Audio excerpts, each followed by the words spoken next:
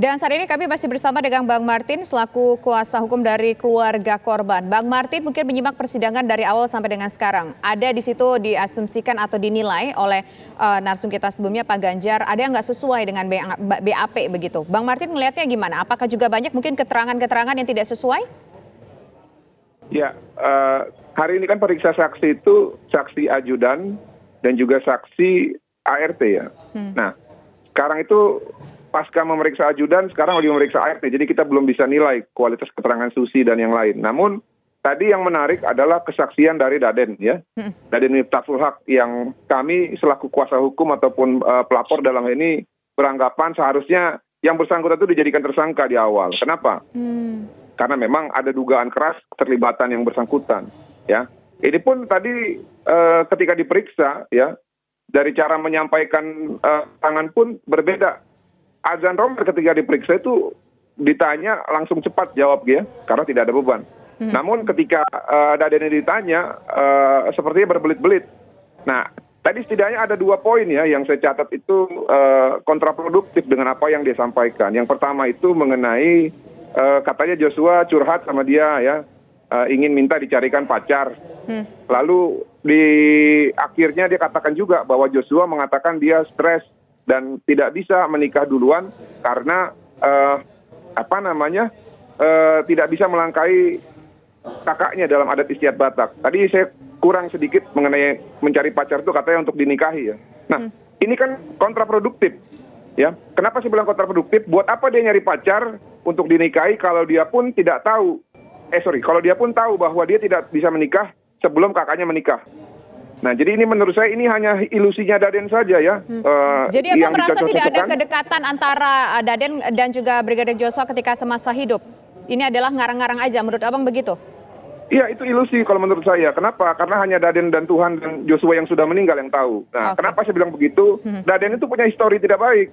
Itu tercatat dan juga terekam dalam memori Vera ketika di tahun 2020 atau 2021 itu si Brigadir J curhat ke Vera. Dia bilang Daden ini bermasalah ya, ataupun ada masalah sama yang bersangkutan. Nah, lalu yang kedua, tadi terkait penggeledahan Mbak Tisa ya.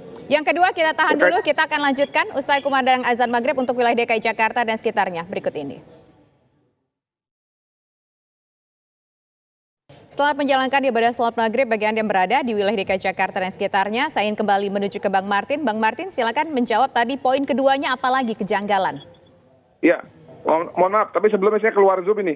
Gambar saya nggak ada ya? Nggak apa-apa Bang, yang penting suaranya, pesannya kita bisa nyampe sambil memperbaiki gambar Abang. Nah, poin kedua itu mengenai Daden membantah tidak pernah menggeledah ya.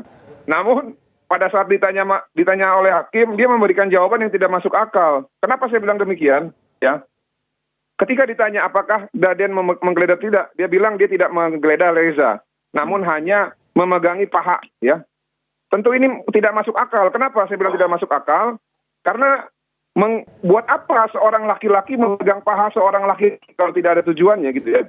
Itu yang pertama. Nah, yang kedua, ya, alasannya katanya memegang paha itu karena ingin memastikan agar si Reza itu tidak membawa senpi ke Mabes Polri. Nah, yang saya tanya ya, si Daden ini menggeledah di Jalan Saguling.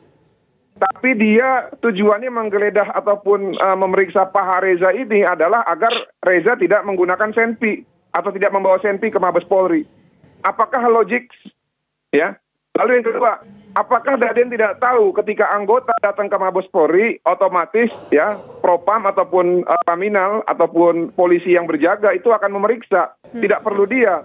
Bukan kewenangan dia untuk memeriksa. Jadi menurut saya Daden ini segeralah ditetapkan sebagai tersangka karena ada indikasi kebohongan ya yang sudah dia sampaikan pada saat menjawab ya pertanyaan dari majelis hakim. Demikian, terima kasih. Sekarang saya ingin ke Pak Ganjar. Sejalan dengan pertanyaan kita yang menggantung tadi Pak Ganjar, ada indikasi bahwa salah satu ajudan dari terdakwa itu melakukan kebohongan dalam memberikan keterangannya. Apakah kemudian yang bersangkutan bisa dijadikan tersangka dalam kasus yang sama atau yang bersangkutan bisa dijadikan tersangka karena memberikan sumpah palsu saja?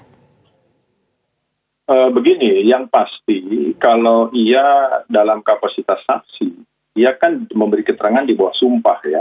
Maka ketika keterangannya dapat dibuktikan bohong, tidak benar, diindikasikan tidak ada kesesuaian dengan keterangan lain alias berdiri sendiri, ya, itulah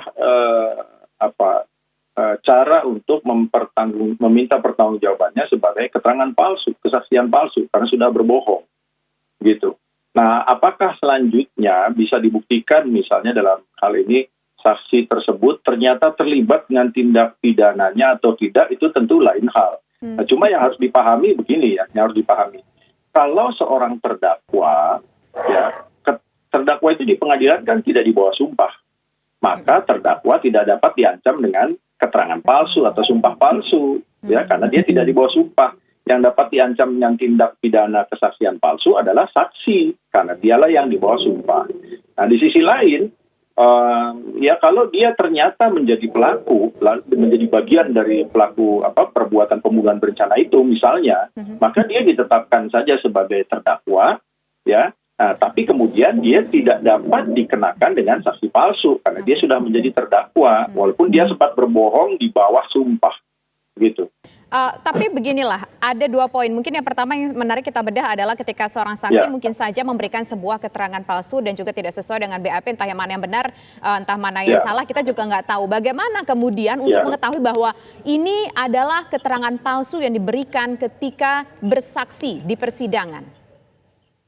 Ya, begini, keterangan palsu itu kan ada beberapa indikasinya ya.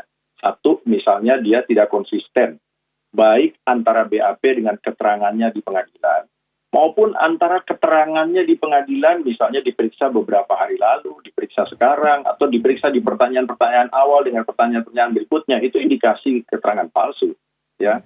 Nah, ditambah lagi begini, tentunya bisa digali ya, sehingga bisa didapatkan sebetulnya apa sesungguhnya keterangannya yang sebenarnya, apa fakta yang sebenarnya, sehingga perlu juga dikaitkan yang namanya kesaksian palsu itu dengan keterangan-keterangan atau dengan bukti-bukti lain, ada kesesuaian atau tidak. Itu sebabnya tadi saya bilang begini, kalau sudahlah tidak konsisten antara BAP penyidikan dengan keterangannya di pengadilan, tidak pula konsisten beberapa keterangannya di pengadilan, tidak pula terdapat kesesuaian dengan alat bukti lain apapun, itu ya, itu indikasi bahwa ada keterangan palsu, ada kesaksian palsu. Itu apalagi kalau kemudian bisa dibuktikan secara telak misalnya ya, bahwa dia sudah berbohong, bilangnya dia tidak hadir, ternyata hadir, bilangnya tidak bawa senjata, ternyata bawa senjata ya. Seperti itu membuktikan semakin telak. Ya, jadi setidaknya itu tadi ada 3 indikasi, keterangannya tidak konsisten antara BAP dengan pengadilan, bahkan tidak konsisten pula antara keterangannya di pengadilan atas pertanyaan-pertanyaan yang satu dengan yang lain, dan tidak ada kesesuaian dengan alat bukti lain apapun, baik saksi, petunjuk, surat, dan lain-lain. Gitu. Oke, baik. Nah, sekarang saya ingin kembali menuju ke Bang Martin. Bang Martin, selain poin yang menurut Anda Daden tadi yang tidak sesuai keterangannya, yang ada indikasi yang menurut Anda tadi berbohong, bagaimana mengomentari soal kepemilikan senjata yang dimiliki oleh seluruh ajudan dari Verdi Sambo? Iya, Mbak Tisa, mengenai senjata ya, saya punya informasi bahwa senjata yang dipegang oleh Richard Eliezer itu adalah bukan senjata milik dia ya. Kenapa saya bilang begitu?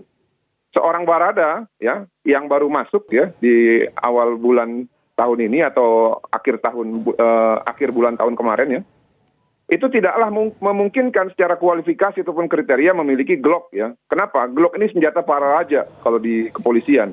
Bahkan ini diaminkan oleh salah satu jenderal ataupun beberapa jenderal purnawirawan yang bicara di belakang layar dengan saya.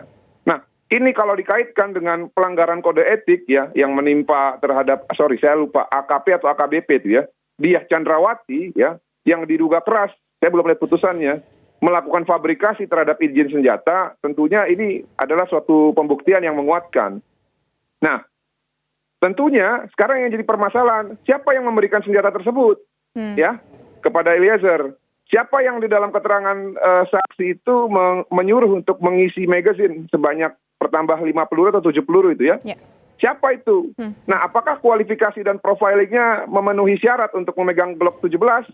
Menurut keterangan dari Purnawiran Jenderal, orang yang menyuruh mengisi magazine tersebut memenuhi kualifikasi sebagai pemilik Glock 17. Nah, di situ kan bisa kita tarik benang merah bahwa ada unsur perencanaan menggunakan barang milik daripada si salah satu terdakwa tersebut. Nah, namun sedikit tambahan Mbak Tisa, yang menarik hari ini adalah saya melihat persidangan ya. Persidangan ini kan mencari kebenaran material terhadap peristiwa pembunuhan berencana. Nah, yang saya bingung, ini kenapa dan apa-apaan kok penasihat hukumnya justru mempermasalahkan mengenai hal-hal yang ilusi dan halusinasi mereka gitu terkait dengan katanya mereka menuduh Joshua itu memiliki kepribadian ganda. Ya, gimana kita mau tahu Joshua memiliki kepribadian ganda berdasarkan tuduhan sepihak? Wong, kliennya yang membunuh anak klien kita gitu loh. Kalau mestinya kemarin jangan dibunuh, biar kita bisa cek faktanya apakah memiliki kepribadian ganda. Oke. Nah, untuk mengetahui kepribadian ganda juga kan tidak bisa melalui keterangan sepihak dari penasihat hukum. Oke. Nah, saya bingung sebenarnya, mereka ini sebenarnya penasihat hukum atau ahli nujum gitu. Oke, Makanya baik. kalau abang saya bilang Bang Patra ahli nujum ya paling tepat kepada para penasihat hukum yang ada di sisinya Sambo dan Putri. Terima Oke, kasih. baik. Terakhir saya ingin ke Pak Ganjar. Cukup menarik ini untuk dikomentari singkat Iya. saja. Menyerang pribadi dari korban yang sudah meninggal dilakukan oleh kuasa hukum. Apakah ini bisa justru menjadi pemberat bagi terdakwa atau justru ini bisa menjadi pertimbangan hakim untuk meringankan terdakwa? Ya, gini ya, saya mau singkat saja sampaikan, ya. Mau berkepribadian ganda, mau berkepribadian multi, apapun, ya, itu tidak ada kepentingannya. Ya, persis seperti yang disampaikan Saudara Martin tadi, tidak ada kepentingannya. Sehingga begini, kita bayangkan saja, sungguh pun pelecehan seksual ada oleh almarhum yang berkepribadian multi pribadi dan apapun lainnya. Saya sih tidak nemu alasan yang bisa membenarkan pembunuhan berencana. Tidak nemu sama sekali saya. Baik.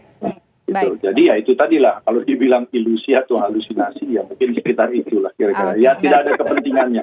Oke, baik. Terima kasih Pak Ganjar. Terima kasih Bang Martin sudah Ya. bergabung bersama kami di program Kabar Petang. Selamat petang semuanya.